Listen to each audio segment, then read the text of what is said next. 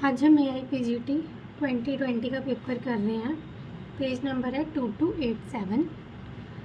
पहला क्वेश्चन है, मधुरत्व को साक्षात्कार करने हेतु इंद्रियार्थ सन्निकर्ष कौन सा है। मतलब मधुरत्व को साक्षात्कार मतलब मधुरत्व को प्रूफ करने के लिए हमें कौन सा इंद्रियार्थ सन्निकर्ष लगेगा। समवाय, संयोग, संयुक्त समवाय या फिर संयुक्त संवेद समवाय। तो कौन सा लगेगा, संयुक्त समवाय। कौन सा लगेगा, संयुक्त और समवाय। पहले हमें संयुक्त करना पड़ेगा, फिर समवाय संबंध से उसको करना पड़ेगा। उसके बाद है, वायु का अनुपुविष्ट गुण निम्न में से कौन सा है। वायु का अनुपुविष्ट गुण इनमें से कौन सा है, रस, शब्द, रूप या फिर स्पर्श। तो कौन सा है, शब्द। जो हमारा वायु का अनुपुविष्ट गुण कौन सा है, शब्द। सुश्रुत संहिता पर बृहत पंजिका टीका का रचयिता कौन है, भास्कर, गदाधर, दलहन या फिर गयदास। तो कौन है हमारे, गयदास। बृहत पंजिका जिन्होंने टीका की, ठीक है, उसके रचयिता कौन है, गयदास।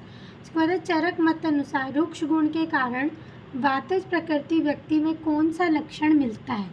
रुक्ष गुण के कारण वातज प्रकृति में कौन सा लक्षण मिलता है, बहु, पुलाप, जागरूक, चपल गति या फिर सीधु शोभ। तो कौन सा मिलता है हमारा, जागरूक होना। तो लिखा है, सिक्रेट्रिन हार्मोन का श्रवण किससे होता है, एंट्रम की जी सेल, इंटेस्टाइन के एल सेल से, डिओडेनम के आई सेल से या फिर डिओडेनम के एस सेल से। तो किससे होता है, एंट्रम के जी सेल से। चरक के अनुसार गर्भव क्रांति के किस माह में मास शोणित उपचय होता है। मास और शोणित का उपचय कौन से में होता है, 5वें में, चौथे में, छठे में या फिर तीसरे में। तो किस में होता है हमारे, 5वें में मास शोणित उपचय होता है। उसके बाद आचार्य चरक के अनुसार वर्ण और स्पर्श ज्ञान किस सिरा का कार्य है। वर्ण और स्पर्श का ज्ञान किस सिरा का कार्य, कफ वह, रक्त वह, पित्त वह और वात वह। तो किसका है हमारा, रक्त वह नाड़ी का काम है। ठीक है, रिवाइज करते हैं। तो इसमें क्या था, मधुरत्व को साक्षात्कार करने हेतु इंद्रियार्थ सन्निकर्ष कौन सा, संयुक्त समवाय। वायु का अनुपुविष्ट गुण निम्न में से कौन सा है, शब्द। सुश्रुत संहिता पर बृहत पंजिका टीका का रचयिता कौन है, गयदास। चरक मत अनुसार रुक्ष गुण के कारण वातल प्रकृति व्यक्ति कौन सा लक्षण मिलता है। तो कौन सा लक्षण मिलता है उसमें, जागरूक होना। उसके बाद है, सिक्रेट्रिन हार्मोन का स्रवण किससे होता है, एंट्रम के जी सेल से। चरक के अनुसार गर्भव क्रांति के किस माह में मास शोणित का उपचय होता है। तो किस में होता है मास और शोणित का उपचय, हमारा 5वें मास में। आचार्य सुश्रुत के अनुसार वर्ण और स्पर्श ज्ञान किस सिरा का कार्य है। तो किस सिरा का कार्य है, ये पित्तवह का। वर्ण और स्पर्श का ज्ञान पित्तवह सिरा का कार्य है। उसके बाद आगे देखते हैं, किस नर्व पर दबाव पड़ने के कारण कार्पल टनल सिंड्रोम होता है, मीडियल, रेडियल, मैस्कुलोटेनियस या फिर अल्नर। तो किससे होता है, मीडियन नर्व से। पंचपंचा निम्नोक्त किस द्रव्य का पर्याय है। इसका आंसर इन दिया हुआ, तो इसको छोड़ देते हैं। चरक अनुसार रात्रि में दही सेवन से उत्पन्न होने में निम्नोक्त कौन सी व्याधि होती है। रात में अगर दही खा ली तो इनमें से कौन सी व्याधि होगी, गृध्रसी, मन्यस्तंभ, कामला या फिर पक्षाघात। तो कौन सी होगी, पक्षाघात। भाव प्रकाश के अनुसार अतिविषा का अभाव प्रतिनिधि द्रव्य निम्नोक्त में से कौन सा। अतिविषा के स्थान पर हम इनमें से कौन सा यूज कर सकते हैं, चित्रक, कुटज, दाड़िम या फिर मुस्तक। तो क्या यूज कर सकते हैं, मुस्तक। चरकोक्त अग्र औषध में कौन सा द्रव्य का कर्म वृक्ष और सर्वदोषहर है, एरंडमूल, विदारी, गोक्षुर या फिर विदारी गंधा। तो विदारी गंधा है। चरक अनुसार समान वात विकृति में उपयुक्त भेषज काल कौन सा होता है। समान वात की विकृति में कौन सा भेषज काल होता है, भोजन पूर्व, प्रातः काल, मध्य भोजन या फिर सामुदक। तो कौन सा होता है, मध्य भोजन। सुश्रुत अनुसार विरेचन द्रव्य का पंचभौतिक संगठन क्या है, वायु और अग्नि, वायु, पृथ्वी और जल या फिर वायु और अग्नि। तो कौन सा है हमारा, पृथ्वी और जल। विरेचन द्रव्य में क्या होता है, पृथ्वी और जल होता है। रिवाइज करते हैं, किस नर्व पर दबाव पड़ने के कारण कार्पल टनल सिंड्रोम होता है, मीडियन नर्व पर। फिर चरक अनुसार रात्रि में दधी सेवन से उत्पन्न उत्पन्न होने से निम्नोक्त कौन सी व्याधि होती है? तो है पक्षाघात। भाव प्रकाश के अनुसार अतिविषा के अभाव में प्रतिनिधि द्रव्य निम्नोक्त में से कौन सा है? मुस्तक। चरक अनुसार अग्रय औषध में से कौन से द्रव्य का कर्म वृश्य और सर्वदोष है? तो विदारी गंधा का। चरक अनुसार समान वात विकृति में उपयुक्त भेषज काल कौन सा होता है? मध्य भोजन। सुश्रुत अनुसार विरेचन द्रव्य का पंचभौतिक संगठन क्या होता है? पृथ्वी और जल। आगे देखते हैं।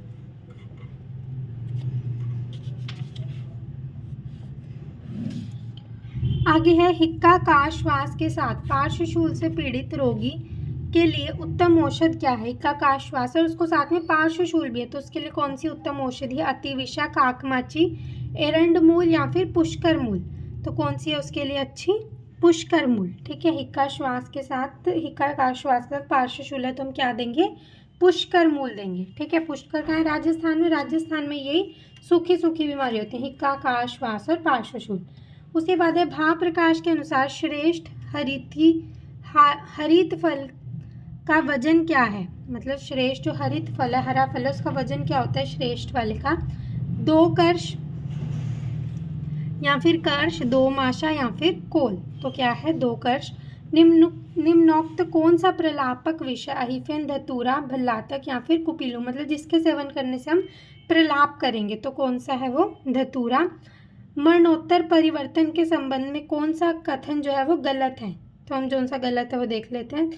मृत्यु के 3 घंटे पश्चात मृत्योत्तर अभिनिरंजन स्थायी हो जाते हैं, तो गलत है। बाकी सब सही है, तो सही वाले देखते हैं। मृत्यु पश्चात शरीर का ठंडा होना एल्गर मोर्टिस होता है। पूति भवन विलंबित मरणोत्तर परिवर्तन है।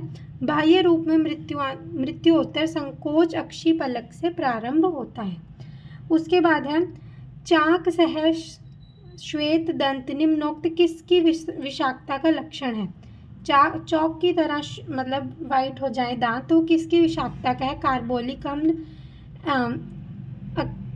ऑक्सैलिक अम्ल, ऑक्सैलिक का या फिर नाइट्रिक का या फिर सल्फ्यूरिक अम्ल का, मतलब कार्बोलिक एसिड का, ऑक्सैलिक एसिड का, नाइट्रिक एसिड का या फिर सल्फ्यूरिक एसिड का। तो किसका है ये? इसमें भी दिया नहीं हुआ इसका भी। उसके बाद सुश्रुत अनुसार फेन, आगम, विड भेद और गुरु जीविता किस प्रकार के विष के लक्षण है? फेन आगम मतलब फेन निकलेगा, विड भेद और गुरु जीवा किसका है? धातु, शीर, कंद या फिर फल। तो किसका है ये? शीर का।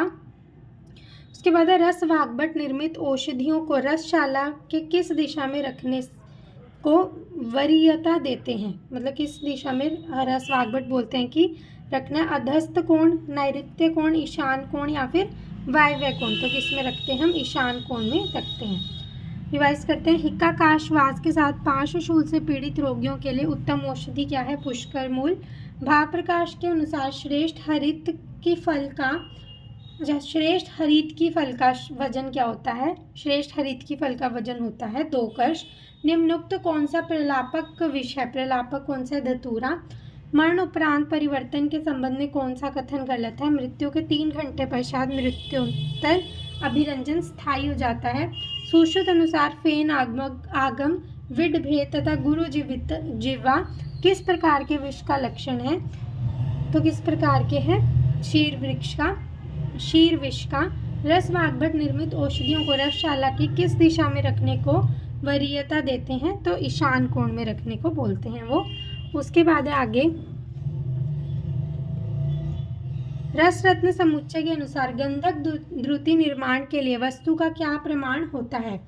अरत्नी प्रमाण, राजहस्त प्रमाण, द्विवितस्ती प्रमाण या फिर वितस्ती प्रमाण। तो अरत्नी प्रमाण होता है। षडंगर के अनुसार तंडुलोदक निर्माण में औषधि एवं जल का अनुपात क्या होता है? 1:16, 1:2, 1:4 या फिर 1:8। तो कितना होता है? 1:8। रस रत्न समुच्चय के अनुसार निम्नोक्त किस मूषा की उष्णता सहन करने की क्षमता 2 याम है?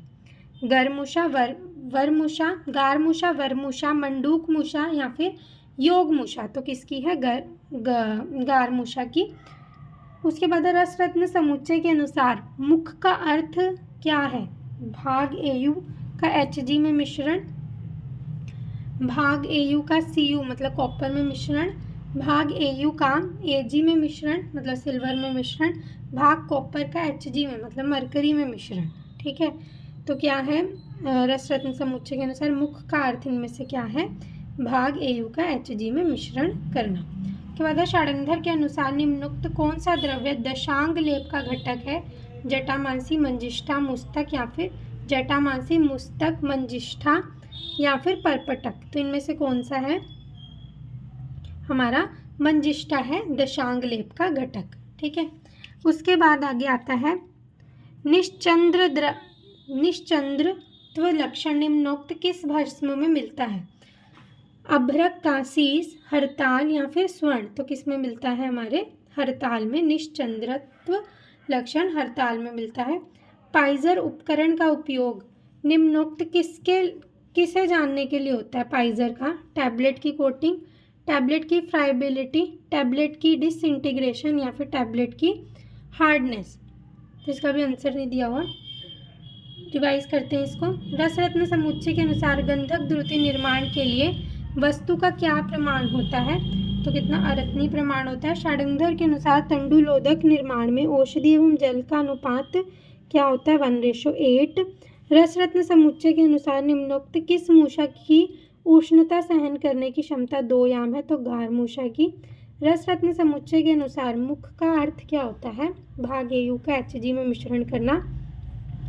षडंगर के अनुसार निम्नोक्त कौन सा द्रव्य दशांग लेप का घटक है, तो कौन सा है, मंजिष्ठा।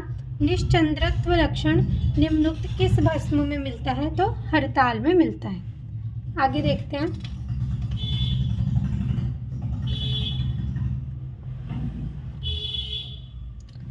आगे है चरक संहिता में सुरा आसव विधानम निम्न में से किसकी एक चिकित्सा के रूप में बताया गया है, सुरा आसव कफ की, रक्त की, पित्त की या वात की। तो वात की चिकित्सा के लिए बताया है सुरा आसव विधानम।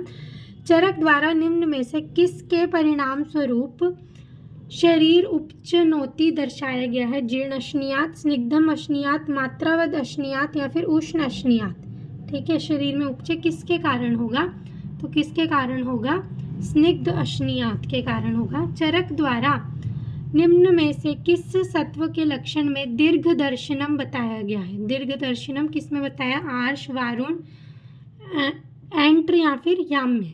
तो किस में बताया गया है, इसका भी आंसर नहीं दिया हुआ इन्होंने। उसके बाद चरक अनुसार इंद्रिय बुद्धि के संदर्भ में कौन सा विकल्प सही है, क्षणिका, विकल्पजा, नित्य या फिर व्यवसायत्मिका।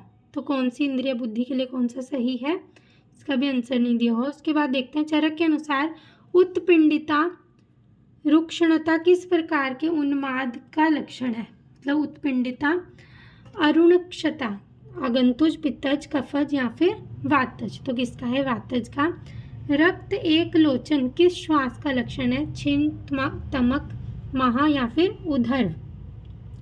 तो किसका है, ये छिन्न श्वास का। एक 45 वर्ष का पुरुष रोगी वंक्षण बस्ती मेड्र में तीव्र पीड़ा तथा मुहुर्मुहुर मूत्र प्रवृत्ति परंतु स्वल्प के लक्षणों से पीड़ित है। इस अवस्था में चरक अग्रय संग्रह के अनुसार कौन सी सर्वश्रेष्ठ एकल औषधि उपयुक्त होगी, आम्लवेतस, हिंगु निर्यास, गोक्षुर या फिर पुष्कर मूल। तो क्या यूज होगी, गोक्षुर यूज होगी। रिवाइज करते हैं। चरक के संहिता के अनुसार सुरा आसव विधानम निम्न में से किसकी चिकित्सा के रूप में बताया गया, वात की। उसके बाद है चरक द्वारा निम्न में से किसके परिणाम स्वरूप शरीर उपचनौती दर्शाया गया है, स्निग्ध अश्नियात। उसके बाद है हमारा चरक के अनुसार उत्पिंडिता अरुणक्षता किस प्रकार के उन्माद का लक्षण है, तो किसका है, ये वातज उन्माद का। रक्त एक लोचन किस श्वास का लक्षण है, छीन श्वास का। एक 45 वर्ष का पुरुष रोगी वंक्षण बस्ती मेड्र में तीव्र पीड़ा और मुहुर्मुहुर मूत्र प्रवृत्ति लाया है, तो कौन सी सर्वश्रेष्ठ औषधि होगी, गोक्षुर। आगे देखते हैं।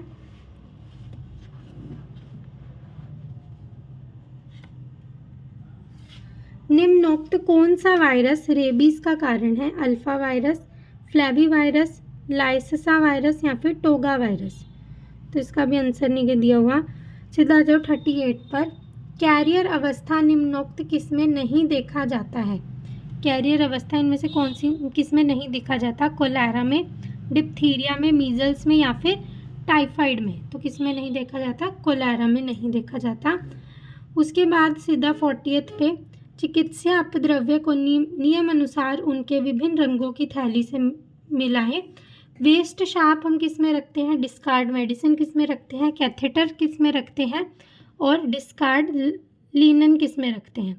तो जो हमारी वेस्ट शार्प मटेरियल होता है वो हम रखते हैं वाइट में, ठीक है। जो शार्प मटेरियल है वेस्ट वाला वो वाइट में रखेंगे।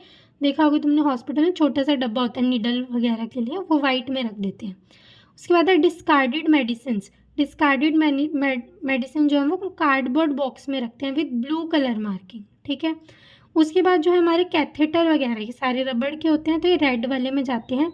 और डिस्कार्डेड लिनन किस में जाती है? हमारी सारी येलो में जाती है, ठीक है। रिवाइज करते हैं। 38 में क्या है? कैरियर अवस्था निम्नोक्त किस में नहीं देखी जाती? कोलारा में। और वेस्ट शार्प किस में डालते हैं? वाइट में। डिस्कार्डेड मेडिसिन कार्डबोर्ड बॉक्स में, कैथेटर रेड में, और डिस्कार्डेड लिनन किस में हम डालते हैं? येलो में, ठीक है। उसके बाद आगे देखते हैं। चरक मत अनुसार जनपद उपध्वंस के संदर्भ में निम्नलिखित को उनके उत्तरोत्तर बलवानता के क्रम से बताएं। मतलब इसमें उत्तरोत्तर बलवानता के क्रम से बताना है। तो सबसे ज़्यादा बलवान कौन सा होगा? ठीक है, तो कौन सा? विकृतवात सबसे ज़्यादा बलवान है। उसके बाद चरक संहिता के अनुसार स्तनों पर पंचकोल और कुलत का बाह्य लेप निम्नलिखित में से किस स्तन्य दुष्टि की चिकित्सा के लिए निर्दिष्ट है? गुरुता, वैरस्यता, फेन संघातता या फिर वैवर्ण्यता? तो किसके लिए है ये? 42 में गुरुता के लिए। और जो हमारा 41 वाला क्वेश्चन था कि उसको उत्तरोत्तर बलवानता के क्रम में लगाना था, तो सबसे पहला सबसे ज़्यादा बलवान कौन है? विकृत वात, ठीक है। उसके बाद आती है हमारा विकृत जल, सबसे पहला है हमारा विकृत जल, उसके बाद आता है हमारा विकृत वात, उसके बाद आती है हमारी विकृत देश और लास्ट में विकृत काल, ठीक है। विकृत जल, विकृत वात, फिर देश और फिर काल। उसके बाद है 43 काश्यप संहिता वेदना अध्याय अनुसार मुख स्वेद लक्षण निम्नलिखित किस व्याधि में मिलता है?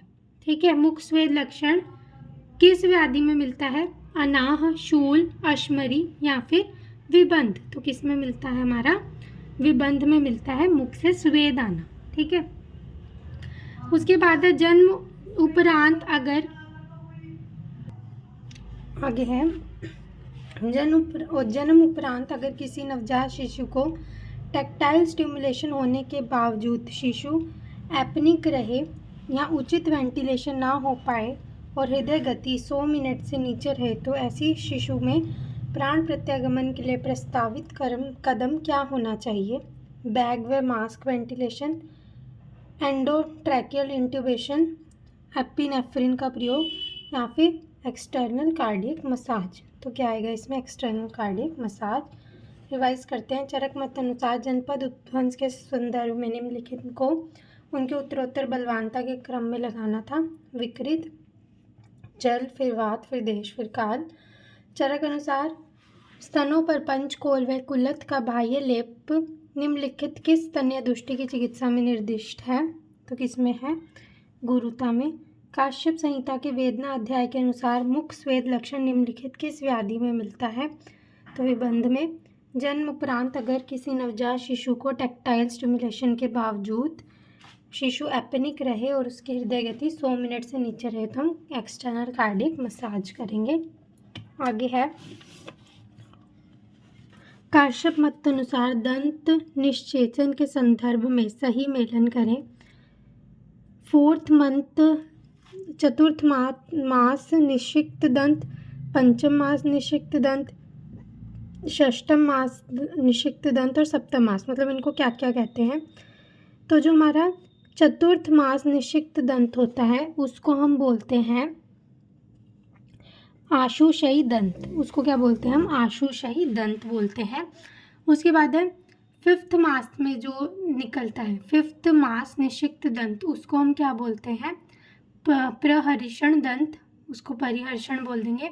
फिर 6ठम मास में जो निकलता है उसको क्या बोलते हैं हम? घुण दंत। और जो हमारा सप्तम मास में निकलता है उसे दविपुटा दंत बोलते हैं। उसके बाद है अष्टांग हृदय के अनुसार स्निग्ध शुक्ल मुख एक्ष्णः निम्नलिखित किस व्याधि का लक्षण है? बाल शोष, पारिगर्भिक क्षीर अल्सक या फिर उत्वक। तो किसका है ये? हमारा बाल शोष का लक्षण है। चरक मत अनुसार निम्नांकित किस व्याधि में आवस्थिक चिकित्सा बताई गई है? गुल्म, उन्माद, राज्यक्षमा या फिर उरुस्तम। तो उरुस्तम में बताई गई है। चरक मत अनुसार बस्ती काले वर्ज्य एवं तज्जन्य व्यापद का सही मिलान करें। अगर उच्चैर भाष्य अतिभाष्य हो जाए, रथ शोभ हो जाए या फिर विषम अहिताशन हो जाए या फिर वैवाहिक, तो इनसे क्या क्या होगा? अगर उच्चैर भाष्य अति भाष्य मतलब ज़्यादा ज़ोर से बोलेंगे तो क्या हो जाएगा? बाधिर्य हो सकता है। ठीक है। रथ का शोभ हो गया मतलब रथ की सवारी ज़्यादा कर ली तो क्या होगा? हमारा मन्यस्तंभ हो सकता है। उसके बाद विषम अहित आसन ये कर लिया तो कंडू और पामा हो सकता है, और वैवाह कर लिया तो हृदय इंद्रिय में उपरोध हो सकता है। रिवाइज करते हैं। चतुर्थ मास निषिक्त दंत को बोलते हैं हम आशुषयी दंत। फिर हमारा पंचम मास वाले को बोलते हैं परिहर्षण। फिर छठे वाले को गुणदंत और सप्तम वाले को बोलते हैं दविपुटा। स्निग्ध शुक्ल उपेक्षणः अष्टांग हृदय के अनुसार क्या है? बाल शोष। चरक मत अनुसार निम्नलिखित किस व्याधि में आवस्थिक की चिकित्सा बताई गई है? तो उरुस्तम में। उच्चैर भाष्य अति भाष्य तो बाधिर्य हो सकता है, रथ का शोभ किया तो मन्यस्तंभ, विषम अहित आसन कर लिया तो कंडू और पामा, और वैवाह करा तो हृदय और इंद्रियों में उपरोध हो सकता है। ठीक है, आगे देखते हैं।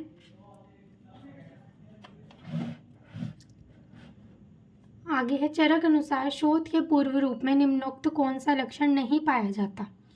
अंतरायाम, सिरायाम, दवथु या फिर ऊष्मा। तो कौन सा नहीं पाया जाता? अंतरायाम नहीं पाया जाता, बाकी सब होता है। दवथु, सिरायाम और ऊष्मा होता है।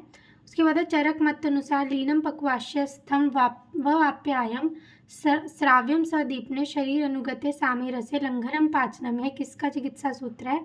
आमाजीर्ण, अतिसार, अर्श या फिर ग्रहणी। तो किसका है? ग्रहणी का। चरक मत अनुसार ग्रहणी रोग में कितने प्रकार की अग्नियां सहायक होती हैं? 5, 3, 4 या फिर 2। तो कितने प्रकार की अग्नियां सहायक होती हैं? इसका आंसर ही नहीं दिया हुआ। उसके बाद देखते हैं हम निम्नोक्त कौन से कुष्ठ का किण्व खर स्पर्श विशिष्ट लक्षण है? दर्दु, किटिब, एक कुष्ठ या फिर शतारु। तो किसका? किटिब का। निम्नलिखित में से कौन सा ज्वर सुख साध्य होता है? ग्रीष्म वर्षोपद्रव, शरद हेमंत उद्रव और हेमंत शिशिर उद्रव या फिर वसंत शरदोद्रव। तो कौन सा होता है इनमें से साध्य? वसंत और शरदोद्रव। मृतिका भक्षण पांडु रोग में निम्न में से कौन सा लक्षण नहीं पाया जाता?